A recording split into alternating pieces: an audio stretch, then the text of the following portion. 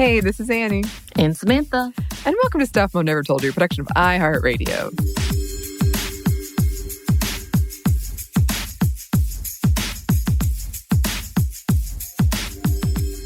Okay, so before we get into this one, right off the bat, you probably could tell from the title, but content warning, we are talking about the origin of a word that is often used offensively against women or towards men, usually referring to women, but the P word. So here's your chance to switch it off if that's not something you're into hearing. Give you a pause. Okay. I feel like that was a long enough pause. Perfect. I like it. Thank you. And this is a very abbreviated history. Samantha, you were saying that, what is that Netflix show has something on it? The history of the swear words. Yeah. Nicolas Cage is the one that's hosting it. It's pretty fun because it has a lot of the comedians that come through and talk about this. And this is one of those words. And I will say, it's not one of my favorite words. But yeah, the show is pretty fun. Yeah, there's definitely deeper dives than what we're doing here in this mini. But it's been on my mind because recently Donald Trump told Mike Pence that he could go down in history as a patriot or a, which is the word we're talking about. That wasn't clear. Here meaning coward. And this is after Trump's infamous Access Hollywood tape where he casually talked about sexual assault and said, grab him by the. And of course, the whole thing with women trying to reclaim it afterwards and cats and the debate around the feminism of that whole thing. And yeah, it got me thinking about the history of this word. And it has a pretty strange word, really, because it can mean cat, or it can be a vulgar way to refer to female genitalia, or it can mean coward, typically used as an effeminate insult against a man, as in the example above. It can also mean a female sexual partner, sexual intercourse itself. But tracing the history is easier said than done, as it turns out, as is almost always the case with these word episodes that we do. Right. And we talked a little bit about this with Amanda from the Word Slut book, I know.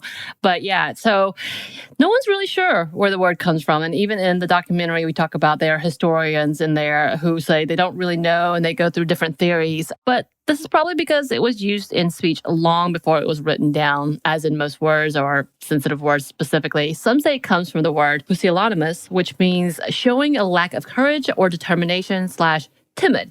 But most people dismiss that theory. Others claim that one of the first recorded instances of word appeared in England towards the end of the 16th century, non-sexual, non-offensive slang for a woman from Philip Stubbs after writing about men's tendency to marry quickly. He quoted, No, it maketh no matter these things, so long as he have his pretty to huggle, for that is the only thing he desireth.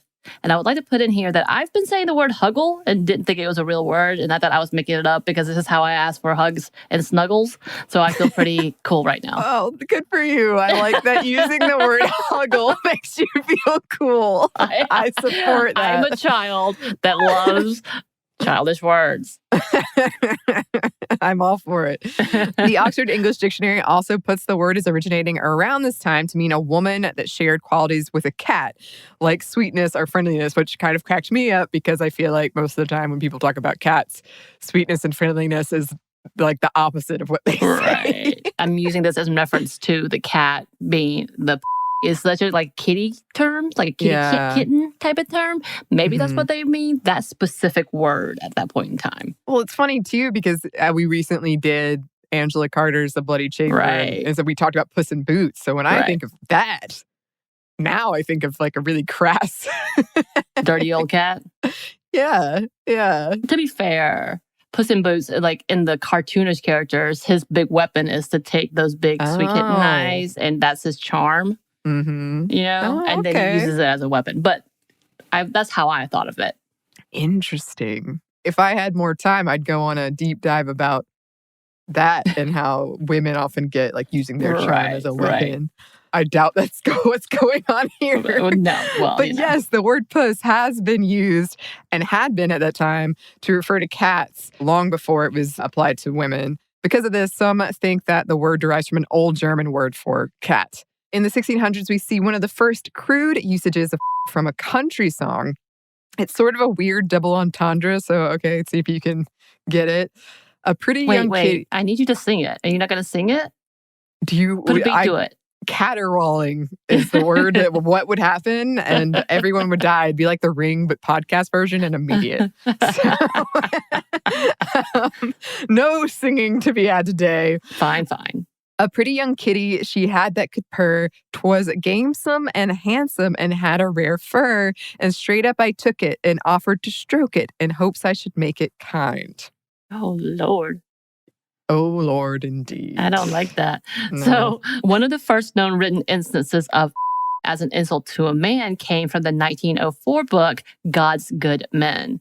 However, other linguists that doubt the Old German origins and instead point to Old Norse, at least when it comes to the genitalia connotation, which had a similar word meaning vulva or pocket. Yes. But okay, the porn industry gets a lot of credit for popularizing the use of as a nicer word for female genitalia.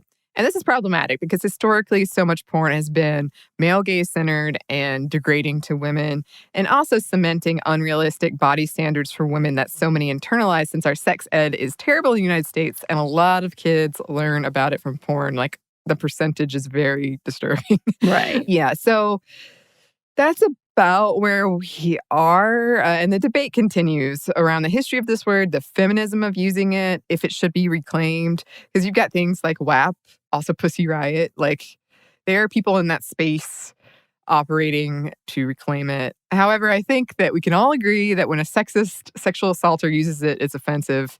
And using it to mean coward is also offensive, because essentially what you're saying is that women are cowardly and you, heaven forbid, you be like a woman. Yes. When you use it in that manner. Yeah. And we know the person who we're talking about specifically does absolutely mean it in that context. Exactly. And that unless you're a beautiful woman, you're of no use. Yeah. So I think it's a very, as with a lot of, I guess this isn't, I don't know, is this a swear word? It is a swear word. Yeah. Like, it's definitely going to be bleeped.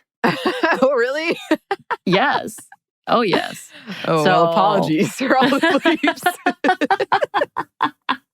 Unless we're, which is going to be hard enough because when we're talking about the cat version. Right. That not necessarily, but when we're using it in context of genitalia or in a slang term, yes, this is a curse word. Wow. Well, and that points to like how complicated this word is, because a lot of our curse words are, I mean, even when you think about how it like can refer to a dog, right, or like really derogatory to a woman and how that's being reclaimed. We're seeing that with a lot of words play out, but it is very complicated and it's very personal.